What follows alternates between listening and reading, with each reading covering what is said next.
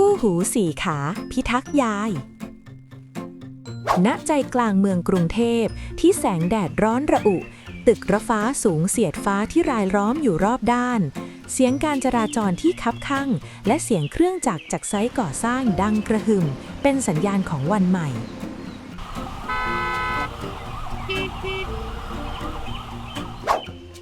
แต่ท่ามกลางเมืองใหญ่เหล่านั้นมีพื้นที่เล็กๆที่หนึ่งที่เหมือนเวลาหยุดเดิน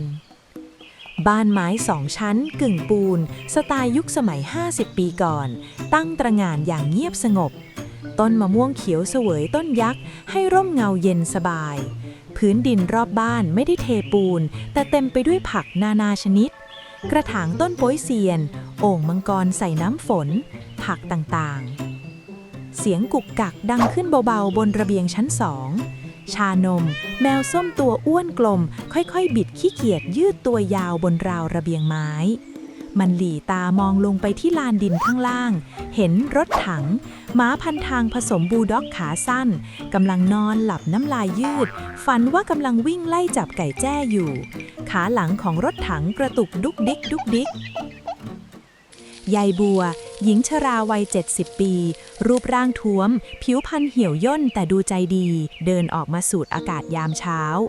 เธอถือพวงมาลัยดอกมะลิสดที่ร้อยเองเมื่อคืนไว้ในมือยายบัวเดินตรงไปที่ผนังบ้านด้านในสุด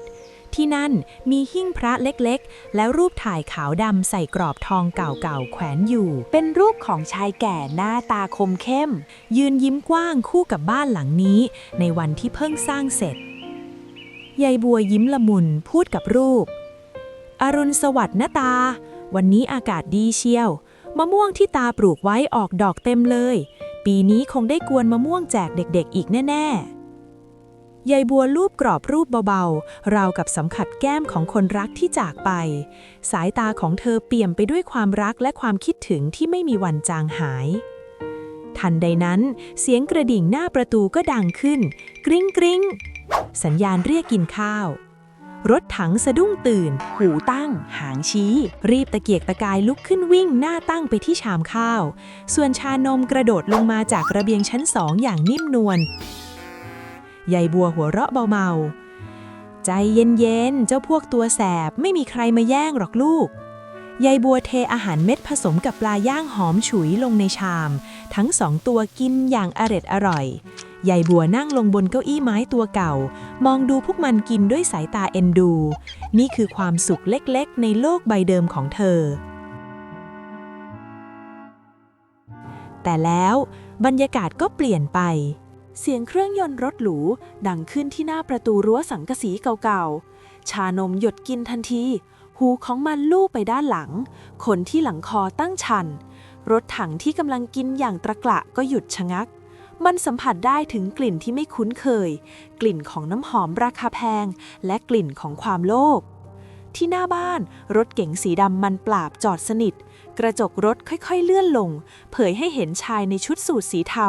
สวมแว่นตาสีดำเขาไม่ได้ลงจากรถแต่ยื่นมือออกมาแปะซองเอกสารสีน้ำตาลหนาเตอะไว้ที่ซอกประตูรั้วชายคนนั้นลดแว่นลงเล็กน้อยกวาดสายตามองต้นไม้ตัวบ้านและที่ดินด้วยสายตาประเมินมูลค่าก่อนจะสะแยะยิ้มมุมปากแล้วเลื่อนกระจกขึ้นขับรถออกไปยายบัวมองเห็นเหตุการณ์นั้นสีหน้าที่มีความสุขเมื่อสักครู่หายไปทันทีมือของเธอเริ่มสั่นเธอค่อยๆเดินไปที่หน้าประตูรั้วหยิบซองสีน้ำตาลนั้นขึ้นไม่ต้องเปิดอ่านเธอก็รู้ว่าข้างในคืออะไรคำเสนอซื้อที่ดินและคำขู่ทางกฎหมายที่ซับซ้อนยายบัวถอนหายใจยาวแล้วหันไปมองบ้านมองรูปคุณตาที่มองไม่เห็นจากตรงนี้เขาไม่ยอมเลิกราจริงๆด้วยนะตาฉันจะยื้อไว้ได้อีกนานแค่ไหนกันนะที่พุ่มไม้ใกล้ๆชานมและรถถังแอบซุ่มดูอยู่พวกมันไม่เข้าใจภาษามนุษย์ไม่รู้ว่าซองนั้นคืออะไรแต่พวกมันเห็นน้ำตาที่คลอเบ้าตาของยายบัวรถถังทำท่าจะวิ่งออกไปเห่าไล่รถคันนั้นแต่ชานมยกขาหน้าห้ามไว้ดวงตาของแมวส้มวาวโรสด้วยสติปัญญามันมองซองสีน้ำตาลในมือยายบัวแล้วมองไปที่ทิศทางที่รถคันนั้นไป ในหัวของพวกมันสงครามได้ถูกประกาศขึ้นแล้วบ้านหลังนี้กำลังถูกคุกคามและพวกมันคือด่านหน้าที่จะต้องปกป้องรอยยิ้มของยายบัวชานมส่งเสียงร้องเมี้ยวเมี้ยวต่ำๆในลำคอเป็นสัญญาณรบรถถังขบกรามแน่นแยกเขี้ยวขู่พร้อมรบสายของวันนั้นยายบัวนั่งเหม่อลอยอยู่บนเก้าอี้ไม้ใต้ต้นมะม่วงในมือยังคงกำพัดสารเก่าๆพัดวีเบาๆแต่สายตาจับจ้องไปที่ซองเอกสารสีน้ำตาลที่วางไว้บนโต๊ะกินข้าวหน้าบ้านความเงียบถูกทำลายลงด้วยเสียงเครื่องยนต์มอเตอร์ไซค์ที่ดังกระหึ่มบรึ้น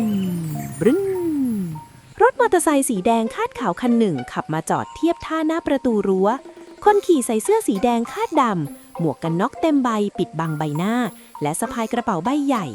ชานมที่ซุ่มดูอยู่บนกิ่งมะม่วงส่งสายตาพิฆาตลงมาทันทีในสายตาของมันชุดเครื่องแบบและหมวกกันน็อกนั้นดูเหมือนเกราะของนักรบและเสียงท่อรถก็ฟังดูเหมือนเสียงคำรามของสัตว์ร้ายนี่ต้องเป็นสมุนของเจ้าคนใส่สูทเมื่อเช้าแน่ๆชานมกระดิกหาง2 ทีเป็นรหัสลับที่พุ่มไม้ด้านล่างรถถังรับสัญญาณมันหมอบต่ำตัวสั่นเทิมด้วยความพร้อมรบกล้ามเนื้อขาสั้นๆเกร็งจนแน่นเตรียมพุ่งชนเป้าหมายหนุ่มไปรษณีย์ดับเครื่องเขาถอดหมวกกันน็อกออกเผยให้เห็นใบหน้าเปื้อนแหกแต่ดูซื่อๆผมเผ้ายุ่งเหยิงเขาหยิบซองจดหมาย 2-3 ฉบับออกมาบินค่าน้ำค่าไฟแล้วเดินทำเพียงเบาๆไปที่กล่องรับจดหมายที่แขวนอยู่ตรงรั้วมือของเขาเอื้อมจะหย่อนจดหมายฮ่องเสียงเห่ากระโชกดังสนั่นรถถังพุ่งทะยานออกมาจากพุ่มไม้มันกระโดดงับขากางเกงของหนุ่มไปรษณีย์อย่างจังหนุ่มไปรษณีย์ร้องเสียงหลงเดี๋ยวใจเย็นไอ้หนูโอ้ยเขาตกใจจนสะดุดขาตัวเองหงายหลังก้นจำเบ้าลงกับพื้นฝุ่นจดหมายปลิวว่อนกระจายเต็มหน้าบ้านชานมกระโดดจากกิ่งมะม่วงลงมาเกาะที่ไหล่ของเขาหนุ่มไปรษณีย์ปัดป่ายมือไปมาแมวบินนี่มันบ้านค่ายกลหรือไงเนี่ยยายจ๋าช่วยผมด้วยยายบัวที่ได้ยินเสียงเอะอะรีบวางพัดแล้วเดินกระเพกออกมาดูที่หน้าบ้านยายบัวตะโกนเสียงหลงตายแล้วรถถังชานมหยุดเดี๋ยวนี้นะนั่นขี้ไปรษณีย์เขาพอได้ยินเสียงยายรถถังยอมปล่อยขากางเกงที่ขาดเป็นรอยเขี้ยวเล็กๆแล้ววิ่งกลับไปนั่งทำหน้าซื่อตาใสข้างยายบัวเหมือนไม่มีอะไรเกิดขึ้นส่วนชานมกระโดดพลุงเดียวขึ้นไปนั่งเลียขนบนกำแพงรั้วทำท่าทางไม่รู้ไม่ชี้หนุ่มไปรษณีย์ลุกขึ้นปัดฝุ่นตามตัวเขารีบก้มเก็บจดหมายที่ตกพื้นขึ้นมาปัดฝุ่นแล้วยื่นให้ยายบัวด้วยมือที่สั่นนิดๆหนุ่มไปรษณีย์ยิ้มแย่ๆสงสัยพวกมันจะหวงบ้านนะครับยายดุจริงๆเล่นเอาผมเกือบหัวใจวายยายบัวรับจดหมายมายกมือไหว้ขอโทษทีนะพ่อหนุ่มปกติมันไม่ดุขนาดนี้นี่นาสงสัยอากาศมันร้อนเจ็บตรงไหนหรือเปล่าลูกเอายาหม่องไหมหนุ่มไปรษณีย์โบกมือปฏิเสธไม่เป็นไรจ้ะยายแค่ตกใจนิดหน่อยผมไปก่อนนะเดี๋ยวต้องไปส่งอีกหลายซอยเขารีบคว้าหมวกกันน็อกสตาร์ทรถแล้วบิดออกไปอย่างรวดเร็วชานมมองตามท้ายรถไปด้วยแววตาของผู้ชนะมันคิดในใจว่าเห็นไหมล่ะแค่ขู่นิดหน่อยก็หนีหางจุกตูดแล้วอย่าหวังจะได้เข้ามาแตะต้องยายเลยภาพตัดไปที่อีกมุมหนึ่งของเมืองภายในห้องทำงานหรูหราบนตึกแอร์เย็นเฉียบชายใส่สูทสวมแว่นดำคนเดิมกำลังยืนมองโมเดลจำลองเมืองกรุงเทพเขาถือปากกาสีแดงในมือบนโมเดลนั้นมีพื้นที่สีเขียวเล็กๆที่เป็นบ้านของยายบัวตั้งขวางอยู่ท่ามกลางตึกสูงชายใส่สูทยิ้มเย็นชาแล้วใช้ปากกาแดงวงกลมล้อมรอบบ้านจำลองหลังนั้นก่อนจะกากบาททับลงไปอย่างแรงเขาหันไปพยักหน้าให้กับชายชะกัน2 คนที่ยืนรออยู่ด้านหลังพร้อมกับรูปถ่ายรถตักดินและแผนผังการรื้อถอนที่วางอยู่บนโต๊ะสงครามของจริงกำลังจะเริ่มขึ้นในคืนนี้ภายในรั้วบ้านไม้ของยายบัวภายในห้องนอนชั้น2ยายบัวในชุดนอนผ้าฝ้ายสีขาวสะอาดตาเธอกำลังนั่งสวดมนต์หน้าหิ้งพระข้างกายเธอชานมนอนขดตัวเป็นก้อนกลมอยู่บนหมอนคริสใบเก่าส่วนรถถังนอนหงายท้องโชว์พุงขาวๆอยู่หน้าประตูห้องพร้อมเสียงกรนทุกอย่างดูเหมือนจะเป็นคืนปกติจนกระทั่งตึ้งเสียงของแข็งกระแทกหลังคาสังกะสีดังสนั่นหวั่นไหวรถถังสะดุ้งเฮือกพลิกตัวกลับมายืน4 ขาอย่างรวดเร็วหูตั้งชันตาเบิกโพลงชานมผงะหัวขึ้นทันทีหนวดกระตุกทีสัญชาตญาณนักล่าตื่นตัวเต็มพิกัดพรึบไฟทั้งบ้านดับวูบลงพร้อมกันพัดลมที่กำลังหมุนหยุดนิ่งไฟดับอีกแล้วเหรอหรือใครมาทำอะไร ยายบัวจุดเทียนไขเล่มเล็กแสงเทียนวูบวาบส่องให้เห็นเงาตะคุ่มๆของคน2 คนกำลังปีนข้ามรั้วสังกะสีเข้ามาในเขตบ้านชานมค่อยๆย่องไปที่หน้าต่างมันมองผ่านช่องเกล็ดไม้ลงไปข้างล่างดวงตาของมันปรับสภาพในความมืดได้ดีเยี่ยมมันเห็นชายชะกัน2 คนโพกหน้าปิดตา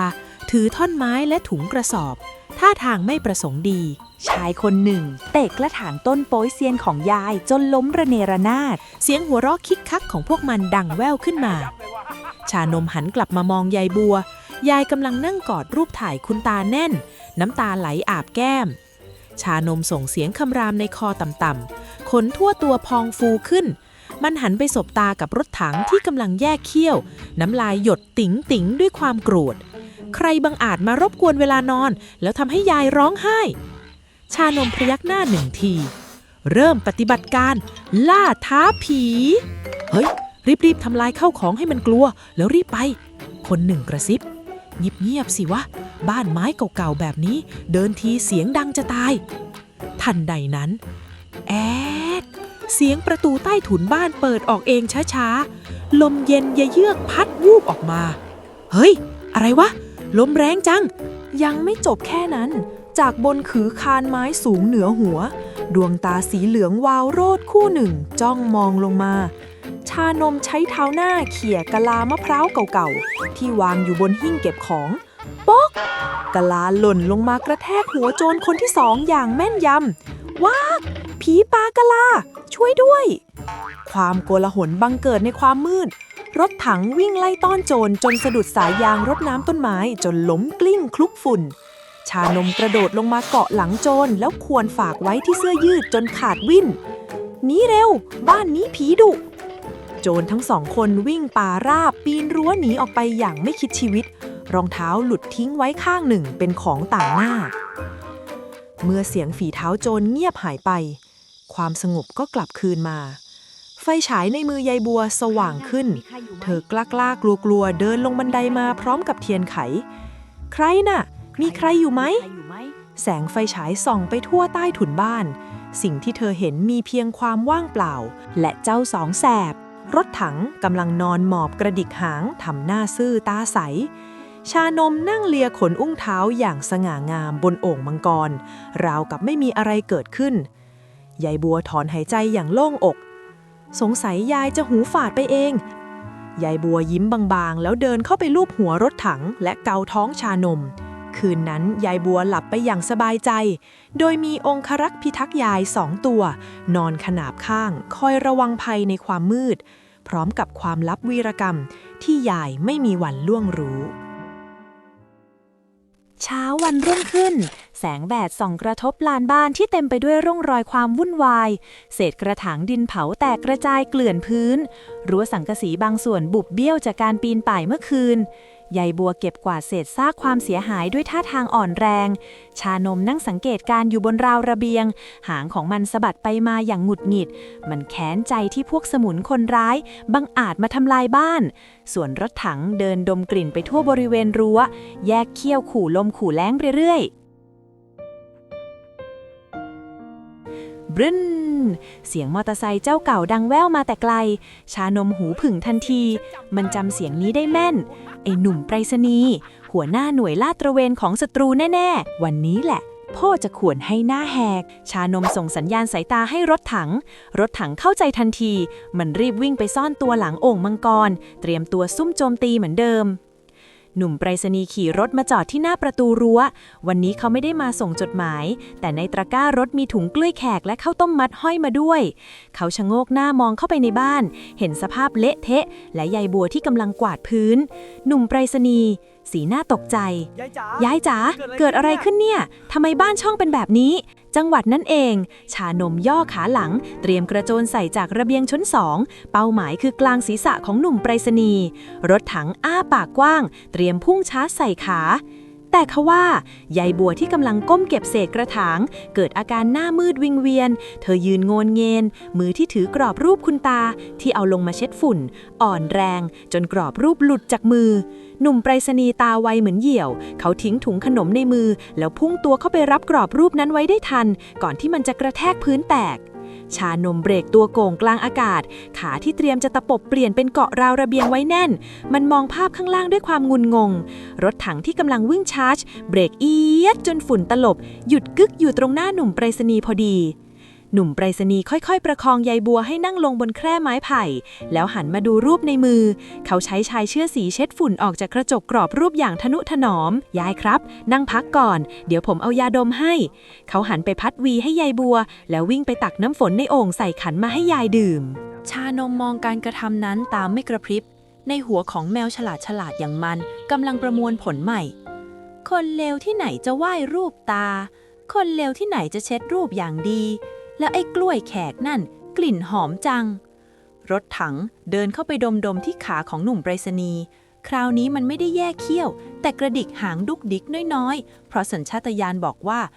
คนนี้ไม่มีกลิ่นของความชั่วร้ายเหมือนพวกเมื่อคืนหลังจากยายบัวอาการดีขึ้นหนุ่มไปรษณีย์ก็ไม่รอช้าเขาถลกแขนเสื้อเดินไปหยิบก้อนอิฐและไม้ที่พังลงมาเริ่มลงมือซ่อมแซมรั้วและจัดกระถางต้นไม้ให้เข้าที่เข้าทางช่วงนี้แถวนี้โจรชุมยายต้องระวังตัวนะครับเดี๋ยวผมจะแวะมาดูบ่อยๆไอ้นายทุนพวกนั้นมันจ้องจะเล่นงานยายอยู่ผมได้ข่าวมาคำพูดนั้นทำให้ชานมถึงบางอ้อศัตรูของศัตรูคือมิตรหนุ่มคนนี้อยู่ฝั่งเดียวกับเราตอนบ่ายก่อนหนุ่มไปรษณีย์จะกลับยายบัวยิ้มออกเป็นครั้งแรกของวันขอบใจมากนะพ่อหนุ่มถ้าไม่ได้เองยายคงแย่เอ้านี่ค่าขนมหนุ่มไปรษณีย์รีบปฏิเสธไม่เอาครับยายผมเต็มใจยายเก็บไว้ซื้อปลาทูให้เจ้าสองแสบเถอะครับหนุ่มไปรษณีย์ไงล่ะเราเลิกจ้องจะกินหัวพี่หรือยังเขาฉีกกล้วยแขกโยนให้รถถังชิ้นหนึ่งเจ้ารถถังกระโดดงับกลางอากาศแล้วเคี้ยวตุ้ยอย่างมีความสุขซื้อตั๋วได้ง่ายมากส่วนชานมแม้จะยังรักษาฟอร์มไม่ยอมเข้าไปคลอเคลียแต่มันก็กระพริบตาให้หนุ่มไปรษณีย์ช้าๆ1 ครั้งสัญญาณของการยอมรับเข้าพวกหนุ่มไปรษณีย์ขับรถออกไปชานมมองตามหลังรถมอเตอร์ไซคันนั้นคราวนี้มันไม่ได้มองเป็นศัตรูอีกแล้วแต่มองในฐานะพันธมิตรคนใหม่เพราะศึกครั้งหน้าลำพังแค่หมากับแมวอาจจะต้านทานไม่ไหวเช้าวันต่อมายายบัวกำลังยืนรดน้ำต้นพริกขี้หนูสวนอยู่ที่หน้าบ้านสีหน้าดูอิดโรยดวงตาบวมช้ำจากการนอนดึกเพราะคิดมากชานมนอนหมอบอยู่บนหลังคาศาลพระภูมิคอยสอดส่องความเคลื่อนไหวส่วนรถถังเดินวนไปวนมาหน้าประตูรั้วหางตกหูตูบมันสัมผัสได้ถึงความเครียดของยายเอี๊ยดเสียงเบรกดังสนั่นรถเก๋งสีดำคันเดิมแล่นมาจอดปิดหน้าประตูรั้วอย่างจงใจไม่มีความเกรงใจอีกต่อไปชายใส่สูทคนเดิมก้าวลงมาจากรถพร้อมทนายความและชายชะกันอีก2 คนยายบัววางสายยางลงน้ำไหลเจิ่งนองพื้นเธอเดินถอยหลังไปชิดเสาบ้านด้วยความหวาดกลัวชายใส่สูทตะโกนข้ามรั้วเสียงแข็งกร้าวยายผมหมดความอดทนแล้วนะเซ็นเอกสารนี่ซะวันนี้วันสุดท้ายพรุ่งนี้รถแบ็คโฮจะเข้ามาเคลียร์พื้นที่ทนายความเสริมถ้าไม่ขายตอนนี้ยายจะไม่ได้อะไรเลยนะกฎหมายเข้าข้างเรายายสู้ไม่ไหวหรอกยายบัวยกมือกุมหน้าอกหายใจติดขัดภาพตรงหน้าเริ่มพร่ามัวเสียงหัวเราะของชายใส่สูทก้องในหูผสมกับภาพความทรงจำของบ้านที่กำลังจะพังทลายร่างของยายบัวซุดหวบลงกับพื้นดินหมดสติไปทันทีชานมร้องลั่นเมี้ยวกระโดดจากศาลพระภูมิลงมาวิ่งวนรอบตัวยายเลี่ยมุนยายเพื่อเรียกสติรถถังเห่าพวกคนใส่สูทอย่างบ้าคลั่งน้ำตาคลอเบ้ามันอยากจะกระโจนออกไปกัดคอพวกมันแต่ยายสำคัญกว่ามันวิ่งไปดุลหลังยายพยายามดันให้ลุกขึ้นแต่โชคเข้าข้างเสียงมอเตอร์ไซค์ท่อดังที่คุ้นเคยแว่วมาแต่ไกลหนุ่มไปรษณีย์ขี่ผ่านมาพอดีเขาเห็นยายบัวนอนนิ่งอยู่กับพื้นและพวกคนใส่สูทยืนมองเฉยๆไม่คิดจะช่วยหนุ่มไปรษณีย์ทิ้งรถมอเตอร์ไซค์ทันทียายบัวเฮ้ยพวกแกทำอะไรยายวะเขาวิ่งกระหืดกระหอมเข้ามาอุ้มร่างยายขึ้นมาเขย่าตัวเบาๆยายแข็งใจไว้นะหนุ่มไปรษณีย์หันขวับไปมองหน้าชายใส่สูทด้วยสายตาโกรธจัดใส่หัวไปซะฉันจะพายายไปโรงพยาบาล ชายใส่สูทเบ๋ปากเชิญแต่พรุ่งนี้เช้าที่นี่จะราบเป็นหน้ากลองแน่ แล้วเดินขึ้นรถขับออกไปอย่างไม่ใยดี ไม่นานรถฉุกเฉินก็มาถึงเจ้าหน้าที่รีบพายายขึ้นรถฉุกเฉินแล่นออกไปพร้อมเสียงไซเรนหนุ่มไปรษณีย์ขี่รถตามไปติดๆทิ้งให้ชานมและรถถังยืนโดดเดี่ยวอยู่ที่หน้าประตูรั้วเย็นย่ำจนถึงค่ำท้องฟ้าวิปริตแปรปรวนเมฆดำทะมึนก่อตัวขึ้นสายฝนเริ่มโปรยปลายลงมาอย่างหนักบ้านทั้งหลังมืดสนิทไม่มีใครเปิดไฟรถถังนอนขดตัวอยู่หน้าประตูบ้านตัวสั่นเทิมจากเสียงฟ้าร้องมันกลัวฟ้าผ่าที่สุดแต่คืนนี้มันไม่ยอมมุดหนีมันเลือกที่จะนอนเฝ้าหน้าประตูที่ยายเคยเดินเข้าออกชานมนั่งนิ่งอยู่บนระเบียงชั้น2เปียกปอนไปด้วยละอองฝนดวงตาสีเหลืองจ้องมองออกไปที่ถนนใหญ่ไม่กระพริบเปรี้ยงฟ้าผ่าลงมาแสงสว่างว่าเผยให้เห็นภาพที่น่าสะพรึงกลัวที่ปลายถนนแสงไฟหน้ารถสว่างจ้าเป็นแถวยาวเหยียดไม่ใช่รถเก๋งไม่ใช่รถกระบะแต่มันคือกองทัพรถแบ็คโฮและรถบดถนนคันมหึมาสีเหลืองอ๋อยจอดเรียงรายเตรียมพร้อมบุกเครื่องจักรสังหารบ้านชานมกางกรงเล็บออกมาจิกเนื้อไม้ระเบียงจนเป็นรอยลึกมันหันไปมองรถถังข้างล่างแล้วส่งเสียงร้องเรียกสั้นๆหนักแน่นรถถังเงยหน้าขึ้นมองแววตาที่เคยขี้เล่นหายไปเหลือเพียงแววตาของนักสู้คืนนี้ไม่มีเจ้าของบ้านไม่มีหนุ่มไปรษณีย์มีแค่หมา1ตัวแมว1ตัวกับบ้านไม้เก่าๆและกองทัพเครื่องจักรที่จะบุกเข้ามาตอนรุ่งสางพอฟ้าสางแสงแรกของวันไม่ได้นำมาซึ่งความหวังแต่มาพร้อมกับเสียงของปีศาจเหล็กคลื่นคลื่นควันดำขโมงพวยพุ่งกลิ่นน้ำมันฉุนกึกที่หน้าประตูรั้วรถแบ็คโฮคันยักษ์สีเหลืองอ๋อยสตาร์ทเครื่องเตรียมพร้อมชายใส่สูทเดินถือโทรโขงออกมายืนสั่งการอยู่หลังแนวรถชายใส่สูทพูดขึ้นเดินหน้าหรือให้ราบใครขวางก็ช่างหัวมันคนขับรถแบ็คโฮเหยียบคันเร่งรั้วสังกะสีเก่าๆถูกชนจนบี้แบนราบเป็นหน้ากลองในพริบตา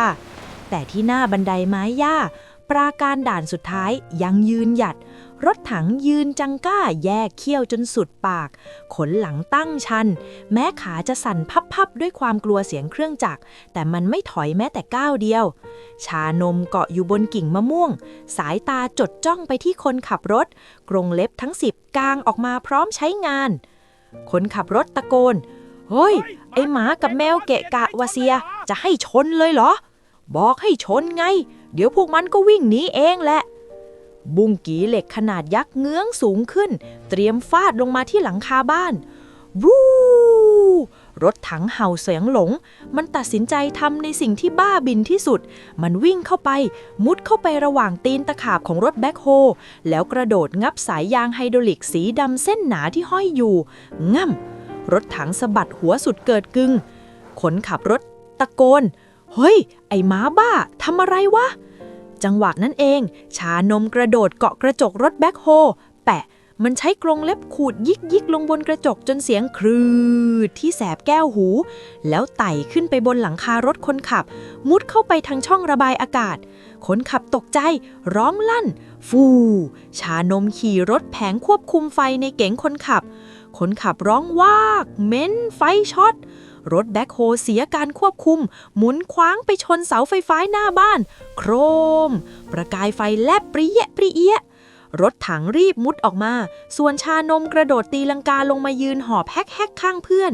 แววตายังคงสู้ยิบตาชายใส่สูทหน้าแดงก่ำด้วยความโกรธโธ่เว้ยเอาคันที่2เข้ามารถแบ็คโฮคันที่2เคลื่อนตัวเข้ามาทันทีคราวนี้ดูท่าจะเอาจริงกว่าเดิมสัตว์ทั้ง2ตัวเริ่มหมดแรงขาของรถถังเริ่มอ่อนล้าชานมหอบจนลิ้นห้อยจบสิ้นแล้วสินะแต่ทันใดนั้นบรึ้งเสียงที่ดังกว่าเครื่องจักรกองทัพมอเตอร์ไซค์นับ10คันทั้งสีแดงสีส้มสีเขียวเลี้ยวโค้งเข้ามาในซอยพร้อมกันฝุ่นตลบอบอวนนำทีมโดยหนุ่มไปรษณีย์ที่บิดคันเร่งจนนิดไม่มอเตอร์ไซค์ทุกคันพุ่งเข้าไปจอดขวางหน้ารถแบ็คโฮเป็นแนวกำแพงเหล็กหนุ่มไปรษณีย์ลงจากรถถอดหมวกกันน็อกฟาดลงพื้น เดินไปยืนกางแขนบังรถถังและชานมไว้ชายใส่สูทพูดขึ้นพวกแกเป็นใครอย่ามาแซนี่ที่ส่วนบุคคลหนุ่มไปรษณีย์ชี้หน้ากลับที่ส่วนบุคคลบ้าอะไรยายเจ้าของบ้านยังนอนอยู่โรงพยาบาลแกถือวิสาสะอะไรมารื้อบ้านยายเพื่อนไรเดอร์อีกคนหยิบมือถือขึ้นมาไลฟ์สดทันทีดูไว้นะครับทุกคนนายทุนรังแกคนแก่จะรื้อบ้านตอนเจ้าของไม่อยู่แถมจะฆ่าหมาแมวด้วยแชร์ไปให้โลกรู้ครับยอดคนดูในมือถือพุ่งกระจูดคอมเมนต์ด่าทอไหลมาเป็นน้ำตกชาวบ้านในตึกสูงแถวนั้นที่เห็นไลฟ์สดเริ่มตะโกนด่าลงมาจากระเบียงหยุดนะหน้าด้านบางคนปาถุงขยะลงมาใส่รถนายทุนชายใส่สูทหน้าซีดเผือดเมื่อเห็นกล้องมือถือรุ้งคายบ้าเอ้ยถอยก่อนเขาและทนายความรีบวิ่งขึ้นรถเก๋งปิดประตูหนีฝูงชนขับรถหนีออกจากซอยอย่างทุลักทุเลทิ้งรถแบ็คโฮไว้กลางทางเมื่อเสียงเครื่องจักรดับลงความเงียบกลับคืนมาหนุ่มไปรษณีย์สุดตัวลงนั่งกับพื้นหอบหายใจรถถังค่อยๆเดินเข้ามาดมที่มือของเขาแล้วเลียเบาๆเป็นการขอบคุณชานมเดินเข้ามาเอาหัวถูไถที่ขาของหนุ่มไปรษณีย์ก่อนจะทิ้งตัวลงนอนหงายท้องแอ้งแม้งข้างๆกองทัพไรเดอร์เสียงเฮดังลั่นซอยเหล่าไรเดอร์ชูมือขึ้นฟ้าบ้านไม้หลังเก่ายังคงยืนตระหง่านแม้รั้วจะพังต้นไม้จะหักแต่หัวใจของบ้านยังอยู่ครบบ่ายวันนั้นชาวบ้านจากตึกแถวและคอนโดรอบๆที่เคยต่างคนต่างอยู่วันนี้พวกเขาลงมาช่วยกันคนละไม้คนละมือลุงวินมอเตอร์ไซค์ช่วยกันดัดรั้วสังกะสีให้คืนรูปป้าขายข้าวแกงหิ้วปิ่นโตมาเลี้ยงเหล่าไรเดอร์ที่ยังนั่งพักเหนื่อยกันอยู่เด็กวัยรุ่นที่เคยถูกมองว่าเกะกะช่วยกันกวาดเศษดินและปลูกต้นโป๊ยเซียนที่ล้มระเนระนาดลงในกระถางใหม่ปี๊บปี๊บเสียงแตรรถแท็กซี่ดังขึ้นเบาๆที่ปากซอยหนุ่มไปรษณีย์ที่ตอนนี้เนื้อตัวมอมแมมแต่ยิ้มกว้างรีบวิ่งไปเปิดประตูรถยายบัวก้าวลงมาจากรถอย่างช้าๆร่างกายเธอยังดูอ่อนเพลียแต่แววตากลับสว่างไสววินาทีแรกที่เธอมองเห็นบ้านไม้2 ชั้นกึ่งปูนยังคงตั้งตระหง่านอยู่ที่เดิมต้นมะม่วงยังเหมือนเดิมแม้รั้วจะดูบิดเบี้ยวไปบ้างแต่บ้านของเธอยังอยู่น้ำตาเม็ดโตไหลอาบแก้มเหี่ยวย่นของยายบัวแต่มันไม่ใช่น้ำตาแห่งความเศร้าอีกต่อไปห้องเมียวเสียงร้องที่คุ้นเคยที่สุดในโลกดังขึ้นรถถังวิ่งตะกุยตะกายฝ่าวงล้อมคนออกมาลิ้นห้อยหางสะบัดแรงจนตัวบิดมันกระโจนเข้าใส่ยายบัวจนเกือบเซชานมวิ่งเหาะๆตามมาส่งเสียงร้องอ้อนยาวเหยียดเอาหัวถูไถที่ตาตุ่มของยายไม่หยุดยายบัวซุดตัวลงนั่งยองๆกอดเจ้าสองแสบไว้แน่นยายบัวเสียงสั่นเครือกลับมาแล้วลูกยายกลับมาแล้วขวัญเอ๋ยขวัญมานะรถถังเลียน้ำตาบนแก้มยายชานมซุกหน้าเข้ากับอกเสื้อคอกระเช้าที่คุ้นเคยหนุ่มไปรษณีย์เดินเข้ามาหาพร้อมกับซองจดหมายซองหนึ่งในมือยายครับมีจดหมายมาส่งครับฉบับนี้สำคัญมากเธอหยิบแว่นตาขึ้นมาสวมแล้วค่อยๆแกะซองอ่านคนรอบข้างเงียบกริบลุ้นไปกับข้อความในจดหมายยายบัวอ่านจบเธอเงยหน้าขึ้นมองหนุ่มไปรษณีย์รอยยิ้มที่กว้างที่สุดสดใสที่สุดปรากฏขึ้นบนใบหน้าของเธอตาจ๋าบ้านเราปลอดภัยแล้วนะหนุ่มไปรษณีย์หันไปประกาศให้ทุกคนรู้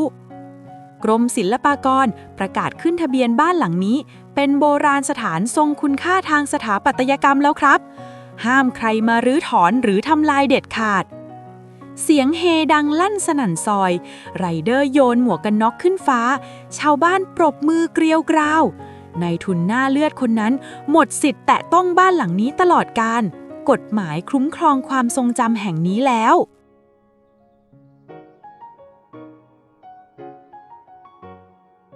ตัดภาพมาที่ระเบียงชั้น2ยามพลบค่ำไฟในบ้านเปิดสว่างไสวยายบัวนั่งเอนหลังบนเก้าอี้โยกตัวโปรดไกวเปลเบาๆลมเย็นพัดผ่านบนตักของเธอมีชานมนอนขดตัวหลับปุ๋ยที่เท้าของเธอมีรถถังนอนหงายท้องกรนเบาๆอย่างสบายใจ หนุ่มไปรษณีย์นั่งขัดสมาธิอยู่ที่พื้นกำลังซ่อมวิทยุทรานซิสเตอร์เก่าๆให้ยายจนเสียงเพลงสุนทราภรณ์ดังแว่วออกมาใช้ได้แล้วครับยายขอบใจมากนะพ่อหนุ่มถ้าไม่ได้เองยายคงไม่มีวันนี้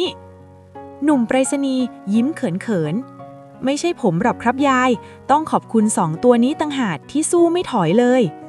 ยายบัวลูบหัวชานมและรถถังเบาๆด้วยความรักสุดหัวใจจ้ารู้แล้วจ้าคู่หูพิทักษ์ยาย